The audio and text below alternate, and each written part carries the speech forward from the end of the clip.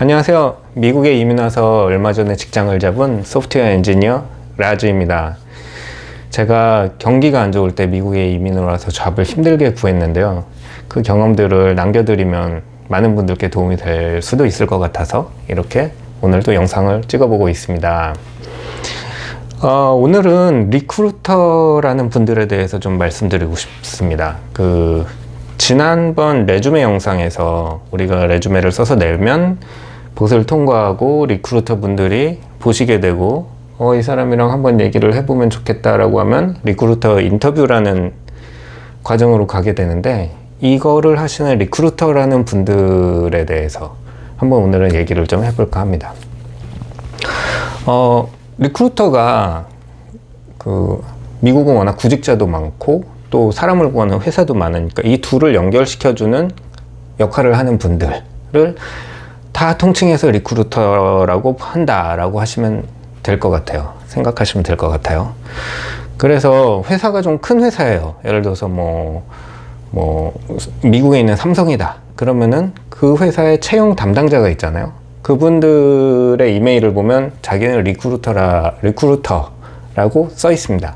그래서 그런 분들 리크루터예요. 큰 회사 소속으로 채용을 담당하시는 분들. 또 이제 어떤 분들이 있냐면 작은 회사 같은 경우에는 채용이 맨날 필요한 게 아니니까 아웃소싱을 줍니다. 그러면은 리크루팅 대행업체가 있는 거죠. 대행업체가 있고 거기서 일하시는 분들, 그분들도 이제 리크루터예요. 그분들도 리크루터고요. 그리고 마지막 타입은 일종의 외주업체 같은 형태입니다. 제가 듣기로는 이제 스태핑 컴퍼니라고 들었는데, 이 회사에서는 자기 회사 소속으로 개발자들을 뽑아놓고 어떤 다른 회사들에서 나 이런 개발자가 필요해 그러면 이제 이쪽 풀에서 이제 가서 일해라 하는 식으로 이제 하는 회사, 그런 회사가 있고, 그 회사에서 사람을 뽑으시는 분들도 리크루터예요. 그래서 실제 잡 디스크립션 인터넷에 이제 링크드인이나 이런 데 올라온 잡 디스크립션을 보면은 큰 회사 리크루터들은 예를 들어서 삼성이야, 삼성에서 사람을 구해, 그럼 나는 삼성의 리크루터 누구야, 이런 식으로 써놓는 경우도 있습니다. 그럼 그런 분이구나 이렇게 생각하시면 되고, 그 다음에 이제 아웃소싱 업체, 리크루팅 아웃소싱 업체 또는 아까 스태핑 업체, 외주 업체죠. 인력 풀 같은 그런 회사들은 사실 잘 구분이 안 돼요. 그래가지고 그거는 이제 그 회사의 이름이 이제 나와 있을 거예요. 그래서 그 회사 이름을 보시고서 판단을 해보시면 되고요. 사실 아까 HR 리크루팅 아웃소싱 업체를 통해서 잡을 잡는 것은 나쁘지 않습니다. 그냥 보통 큰 회사에서 리크루터들을 통해서 들어가는 거랑 사실 별반 차이는 없어요. 근데 스태핑 컴퍼니 같은 경우에는 제가 예를 들어서 스태핑 컴퍼니를 통해서 예를 들어서 페이스북에서 하는 어떤 프로젝트를 한다 가정을 해보면, 저는 일은 페이스북에서 하지만 실제로는 이 아웃소싱 회사의 직원이기 때문에 페이스북의 샐러리, 페이스북의 베너핏들 이런 것들과는 다른 이 회사, 아웃소싱 회사의 샐러리와 아웃소싱 회사의 베너핏을 받게 되는 거죠. 그래서 그런 차이점들이 있다. 그래서 그거를 이제 잘 따져 보시는 게 좋습니다. 그래서 어쨌든 리크루터에는 제가 경험해본 리크루터들은 그렇게 세 가지 분들이 있고요. 또 어떤 리크루터 분들은 어떤 회사에 속하다가 레이오프 되신 리크루터 분들도 있어요. 근데 그분들도 네트워크가 되게 많잖아요.